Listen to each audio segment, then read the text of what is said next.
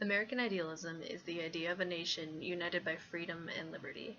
These ideals developed from the first immigrants to the Americas, but didn't truly strike meaning until the American Revolution. After the Revolution, a strong feeling of patriotism spread, and defining what it meant to be American became the center point of those in power. Politics began to define American as white and male and property owning. Ethnicity became extremely important as waves of Irish, German, Italian, and Chinese and other immigrant groups came over to the United States. How quickly these groups were able to assimilate to the American image determined how successful they would be. The legacy of immigration in America, when you look at it, it becomes obvious that the promise of freedom and prosperity is only true for some. As the United States was developing and expanding, immigrants faced hardship and discrimination, not only for their culture, but their skin color and their reasons for coming over. But looking at individual stories and accounts of immigrants, it is seen that immigration was used by the government for self-prosperity. It was not to help these individuals, but it was to create a superior nation. American immigration is the story of forced assimilation and the story of individual struggles. To support my argument, I found journal entries, newspaper articles, and a novel that depict individual immigrant stories. All these stories are connected by the struggle to find success after immigrating to the United States. First is the story of John Remus, an immigrant from the Netherlands. Remus and his family immigrated to Milwaukee in 1854. Remus wrote a series of journal entries to share his story with his family that remained in the Netherlands.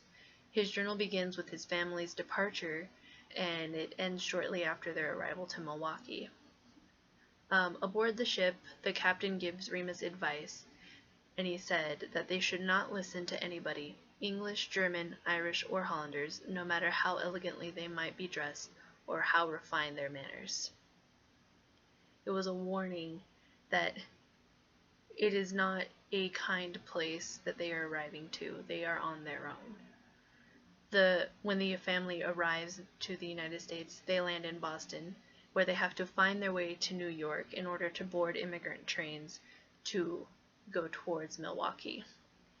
The family finds that everything is much more expensive than they expected, and they run out of money before they reach Milwaukee.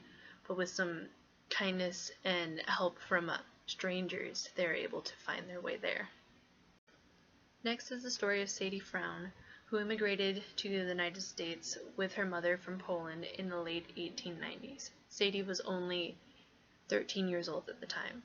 Her mother and her had heard that, quote, it was much easier to make money in America. Soon after settling in New York City, Sadie's mother died and Sadie was left alone. She was looked after by her aunt, but she lived alone. She got an education by doing night school, and she worked 10 to 12-hour workdays at a sweatshop.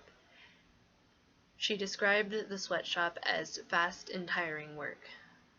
She said that often a needle would go through her finger, and she would just, quote, bind the finger up with a piece of cotton and go on working.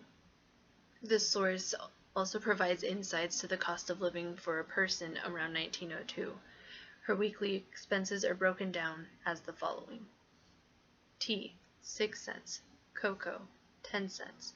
Bread rolls, 40 cents. Canned vegetables, 20 cents. Potatoes, 10 cents. Milk, 21 cents. Fruit, 20 cents. Butter, 15 cents. Meat, 60 cents. Fish, 15 cents. Laundry, 25 cents. Rent, $1.50, making the grand total $3.92. She split the cost with a roommate, and both made about $4 a week. Sadie also contributed 25 cents a month to the union. My next source is the novel The Jungle, written by Upton Sinclair. This book is known for depicting the injustices of low wages, industry labor, and urban living of immigrants. The Jungle follows the story of Lithuanian immigrants Jurgis and Ona Rudkis, who have just immigrated to Chicago with their family. The story was published in 1906, and Sinclair obviously writes it to deliver a message about capitalism and socialism. But if you look past that, this is a realistic immigrant story.